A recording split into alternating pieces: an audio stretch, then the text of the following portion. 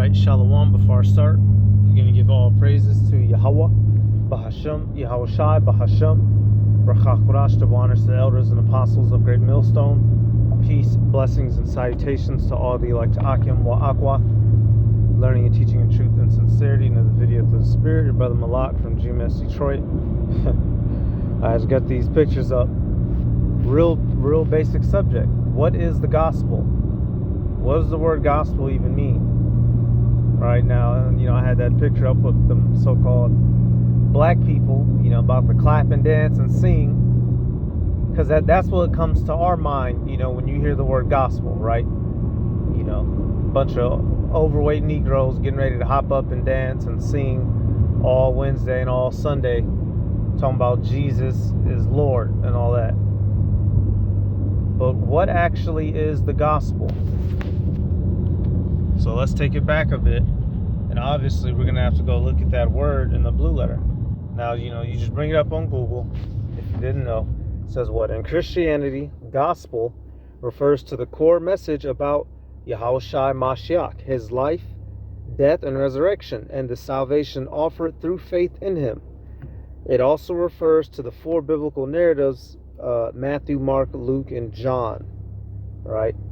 Says the word gospel itself comes from the Greek word evangelion, meaning good news. So let's actually go prove that. All right, and it's actually funny, that word right here. So we'll deal with the word gospel. Pull it up, right? And what do we have?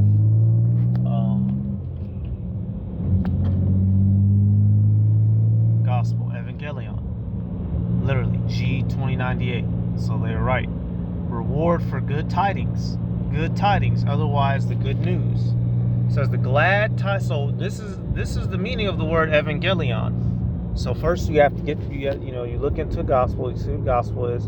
Now you go deeper. Okay, what is the evangelion? What is the glad tidings? Who are the glad tidings being given to? What are the glad tidings even about in the first place? Does the average Christian know? No. Does the average nigga in the world, or I'll say understand? No. The glad tidings of the kingdom of the power soon to be set up, and subsequently also of Yahushua the Messiah, the founder of this kingdom. So the gospel, the glad tidings, is the fact that the kingdom is going to be set up. And the man who instituted this movement, put all the things in motion, all right, did what he had to do so that we could get that kingdom, is Yahushua. Who was that kingdom promised to, y'all? So who is the gospel only for? The Israelites. The gospel, the good news, the glad tidings is only to the Israelites. What is the word of what? To be delivered from the hand of all our enemies and to be set at the top. Our former position, like we once had back in the time of David and in the time of Solomon. That is the glad tidings. That is the good news. No ifs, ands, or buts about it. And the way that, one way among many, the apostles understood this, which is why this question was asked to Yahushua at, when the disciples were conversing with him after his resurrection. Acts 1, I'm going to start at verse 6. It says, when they therefore were come together, they asked him, saying, Lord, wilt thou at this time restore again the kingdom to Israel? That is the evangelion. That's whom it is for Israel. Will the kingdoms, will the authority of this world once again be in the hand of the Israelites by way of their God, the Heavenly Father Yahweh, through his Son Yahushua? That is the gospel, not some feel good feeling in your stomach that makes you want to clap and dance this evening. The gospel is the kingdom to come for the Israelites to reign on the earth, which even the disciples were desirous, meaning they desired it, which is why they inquired of it. Right? And so what did the Lord tell them? Verse 7, and he said unto them, it is not for you to know the times and seasons which the Father hath put in his own power. Right? So it wasn't that time yet. Were they wrong for asking? No. It just simply was not that time. Right? They had to go out and preach the word, right? Wake up the Gentiles, the Israelite foreigners, go on to become the apostles, the heads of the church, so on and so forth. Several thousand more years of history still had to play out, which is why he made the rebuttal that he did. All right, in the time that we're living in now, y'all, we're living in the time of the gospel. We're living in the time of our kingdom soon to be set up, which Yahushua himself, what is he coming to do? It's good news for us. Why? Because we're going to be saved and redeemed. And contrary to the others around us, the heathen, it's not going to be good news for them. Good news is only good news for somebody. It's not for everyone. One man's good news is another man's worst nightmare. That's just the duality of life. Matthew 24:30. And then shall the sign of the Son of Man in heaven, and then shall appear the sign of the Son of Man in heaven. And then shall all of the tribes of the earth mourn, and they shall see the Son of Man coming in the clouds of heaven with power and great glory. Why are the tribes of the earth mourning? Why are the people of the earth mourning? Because the Son is going to subjugate them upon his return. And who is he going to deliver and set up on top? Verse 31. And he shall send his angels with a great sound of a trumpet, and they shall gather together his elect from the four winds, from one end of heaven to the other. Plain and simple. So the elect, which are of the Israelites, will be gathered and set up. And what are they going to be set up over? Jump to Revelation. So what is the word gospel go back to? Evangelion. What is the evangelion? The good tidings, the promise of the kingdom to come. Who was the kingdom promised to? Who was told that they would receive those benefits and have that authority over the other nationalities of the earth? Revelation 2:25. But that which ye have already, hold fast till I come. And he that overcometh and keepeth my works unto the end, to him will I give power over the nations, and he shall rule them with a rod of iron. As the vessels of a potter shall they be broken to shivers, even as I received of my Father. Once again, we see the fact that the chosen, the elect, a reward for their enduring, for their faith upon salvation. They will be raised up to have rulership over the world and its inhabitants, specifically over the heathen. The non-Israelite peoples of the earth will be subjugated by the Israelites. The Israelites will be the ruling faction in the kingdom of heaven.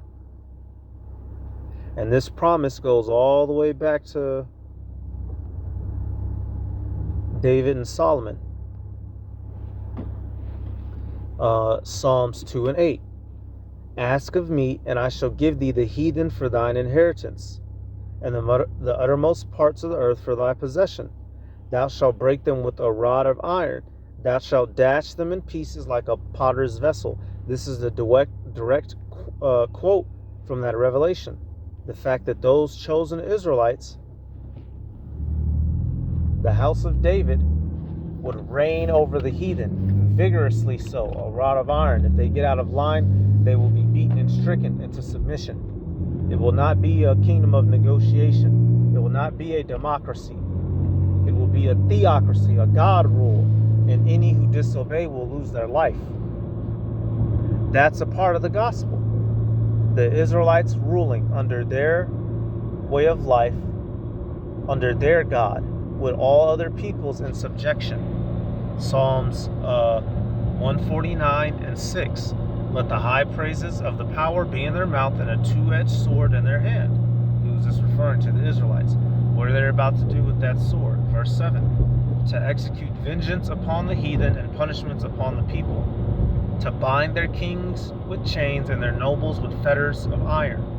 To execute upon them the judgment written. This honor have all his saints. Praise ye the Lord. So, once again, we learn here that the heathen will be subjugated at the establishment of the kingdom upon the earth. Matter of fact, let's get this. What?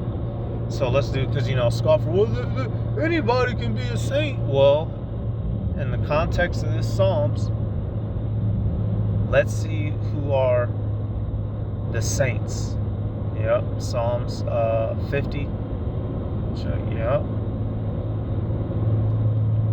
Psalms 50 and 5. It says, gather my saints together unto me, those that have made a covenant with me by sacrifice.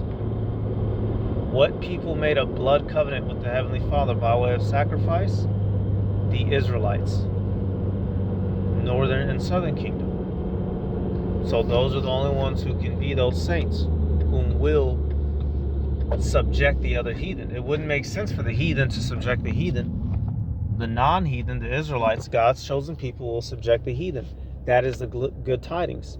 That is the glad news, the good news.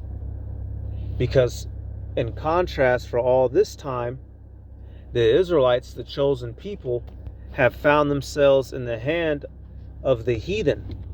This is why it's good news in the first place. The fact that the Israelites would finally get out of the subjection that they have found themselves in. 2 Ezra 6 and 55. All this I have spoken before thee, O Lord, because thou madest the world for our sakes. As for the other people which also come of Adam, thou hast said that they are nothing, but be like unto spittle, and hast likened the abundance of them unto a drop that falleth from a vessel. And now, O Lord, behold, these heathen, which have ever been reputed as nothing, have begun to be lords over us and to devour us. So the Israelites find themselves at the bottom of the status pole when they're supposed to be at the top. Why? Because we sinned against Heavenly Father. So what is the Evangelion? To restore us back at the top by way of who? Yahawashi. That is the Evangelion. That is the good news. That is the glad tidings. That is the gospel. Not jumping and eating apple baked pie, right, with some ham hock and some gravy.